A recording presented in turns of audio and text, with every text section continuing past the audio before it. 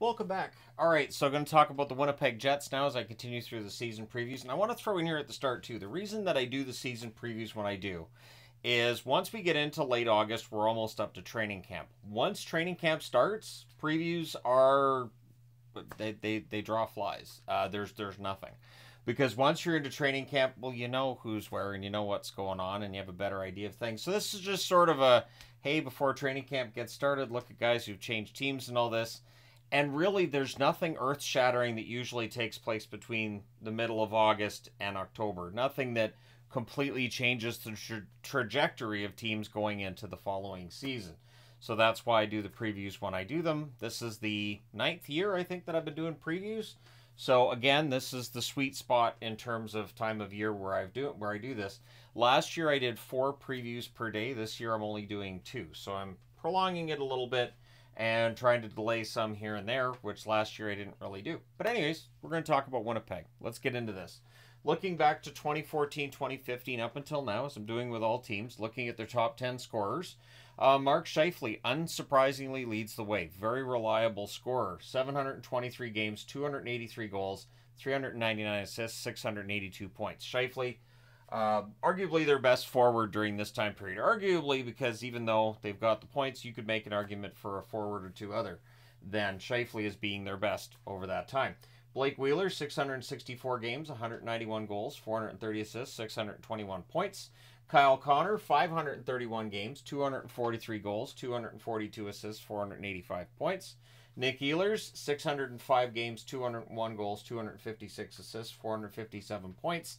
And there's always the argument over who the better forward is between Connor and Ehlers. I think it depends on what you're looking for. I think Connor's the better scorer. I think Ehlers is probably the more well-rounded player, but both of them are very good. Josh Morrissey, 582 games, 66 goals, 245 assists, 311 points. Patrick Laine, 306 games, 140 goals, 110 assists, 250 points. Adam Lowry, 702 games played, 105 goals, 134 assists, 239 points. Brian Little, 357 games, 95 goals, 135 assists, 230 points. Matthew Perreault makes the list. 455 games, 88 goals, 142 assists, 230 points. And Dustin Byfuglien, there's a name I haven't said for a while in a video. 341 games, 62 goals, 164 assists, 226 points. When it comes to their goaltenders over that same time period, it's Hellebuyck and everybody else. Hellebuyck, a record of 275, 173, and 41. So he plays a ton of games. Michael Hutchinson, 41, 38, and 11. Laurent Brossoit, 40, 22, and 5. Andre Pavlich, 39, 33, and 12. And Eric Comrie, who's returned this year, 12, 8, and 1 record over that time period. So looking at the last 5 seasons, Winnipeg middle of the road on a lot of these stats. 586 points percentage is 15th.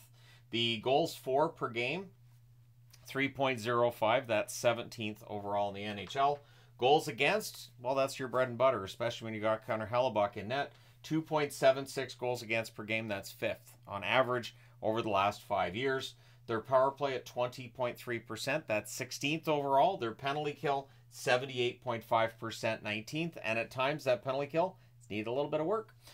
This past season, they had a 671 points percentage, good for 5th in the NHL. Their goals for per game, 3.16, which was 15th. Their goals against, 2.41, which was 2nd. And they went a long time, almost half the season, between allowing more than 3 goals in a game. So this is a team that knows how to play defense. They know how to keep the puck out of their net. Their problem has been the playoffs. They get off to that great start against Colorado, and then it all fell apart after that, so they need to work on that part of it. Their power play this past season, 18.8%, that's 22nd. Their penalty kill, 77.1%, that's 21st. Both of those numbers need to be improved this coming season. We'll see if it happens or not. Now, their top 10 scorers from this past season, Mark Scheifele, 74 games, 25 goals, 47 assists, 72 points. You can pencil him in for around a point per game every year. Josh Morrissey, 81 games, 10 goals, 59 assists, 69 points. Nick Ehlers, 82 games, 25 goals, 36 assists, 61 points. Kyle Connor, 65 games, 34 goals, 27 assists, 61 points. Cole Perfetti, one to keep an eye on because he's still not signed. He's a restricted free agent.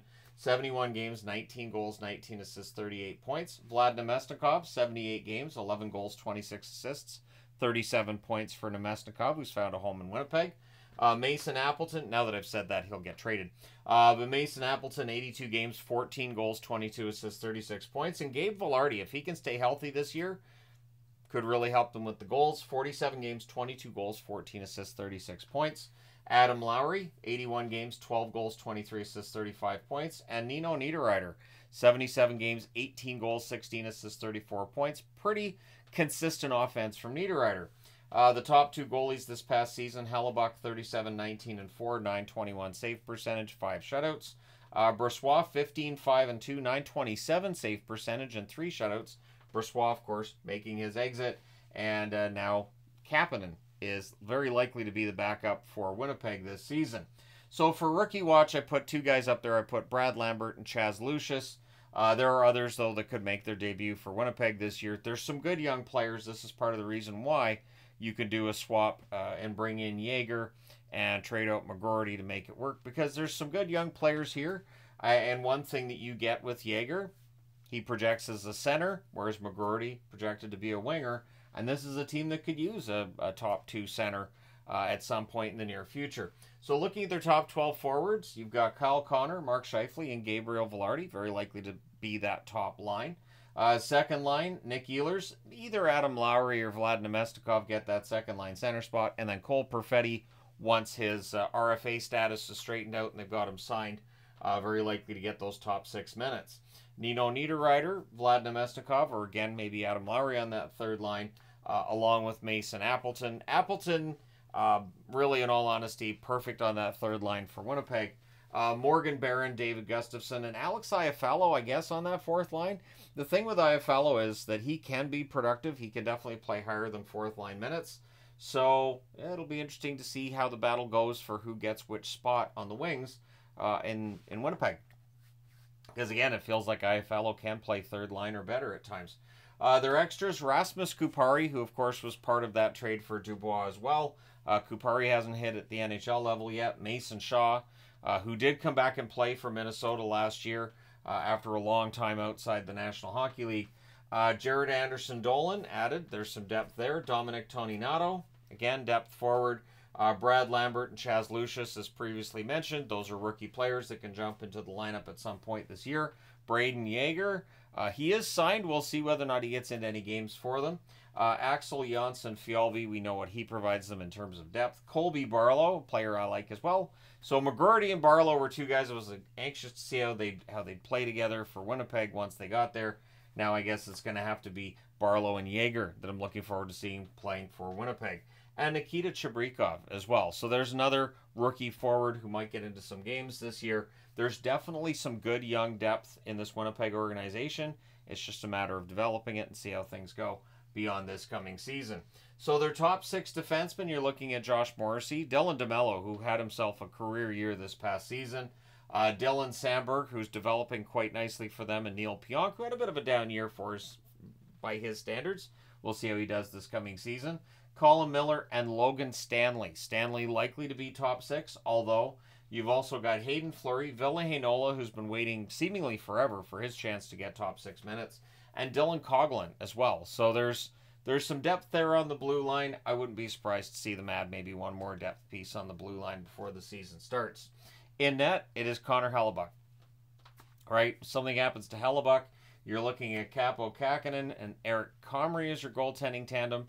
Not ideal. So I would think that Hellebuck's probably going to play 60 games this season, just as at the very least 60 games. Maybe it ends up being 65.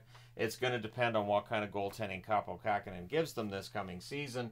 Let me know your thoughts. How many starts do you think Hellebuck gets? Because, again, I think it's going to be 60 to 65. Cap space, again, remembering Perfetti's out there, but $5,776,309. Perfetti shouldn't cost him that much. Despite his 19-goal season and being young, I don't think he's going to cost them that much money. But again, it's a matter of how much term. Does he sign a show me, like I'll prove it kind of deal of 2 years and not a ton of money? Or does he look for that long-term deal? And from Winnipeg's perspective, are you trying to get him long-term or not? So when we look at the schedule for the Winnipeg Jets, at home, 5 out of 10 games in October. They're on the road for 9 out of 14 games in November. So that road record is going to have to be good for them to be above the playoff line by the end of November. We know how important being above the playoff line in November is. Technically, in the National Hockey League, around 80% of the teams that are above the playoff line by the American Thanksgiving usually are the ones that make the playoffs, which is 4 out of 5. So there's still some room there. But anyways, in February they have 1 away, 2 at home. Then we have the Four Nations Cup. They have 1 away, 1 home, and 2 away. So there's no really long road trips or long homestands there. And again, another team looking at a pretty balanced schedule overall. The Stanley Cup odds, plus 2,600. So Winnipeg's not seen as a favorite. And this is where it's interesting to me. So they were 5th in points percentage this past season. They haven't really lost a main key part of this team, but they're still not seen as a top contender in the National Hockey League. And this is part of the challenge of the Winnipeg Jets. This is a team that I think has been underestimated for a very long time. I think that underestimation is still on some level taking place, but at the same time, this is a team that when they've gotten to the playoffs, they have not been able to get over that hump. So that's going to cause people not to put their money down on them either. But could they be a Canadian team that could go on a run, maybe get to a conference final, maybe further?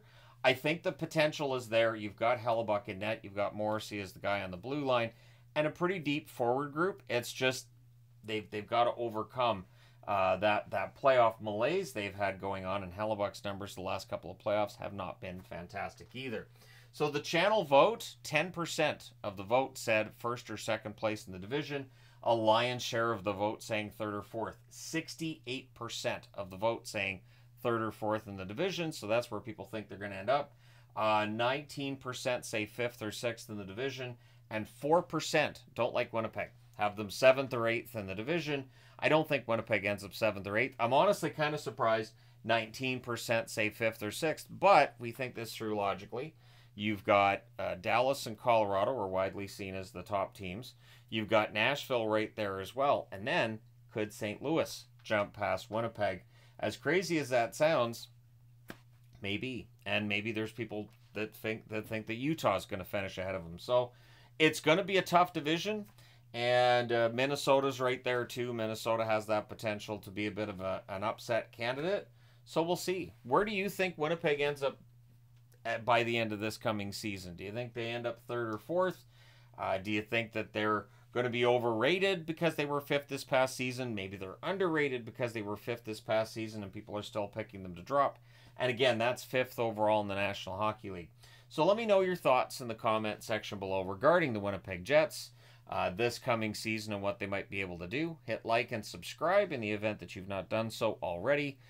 Thank you guys so much for all your support. It is greatly appreciated for those that watch these season previews. I really enjoy doing the season previews, and it gets me sort of into the swing of things going into the preseason and into training camp, because it does kind of remind me too of, oh right, those guys are on those teams. All right, I'm set, I'm good to go.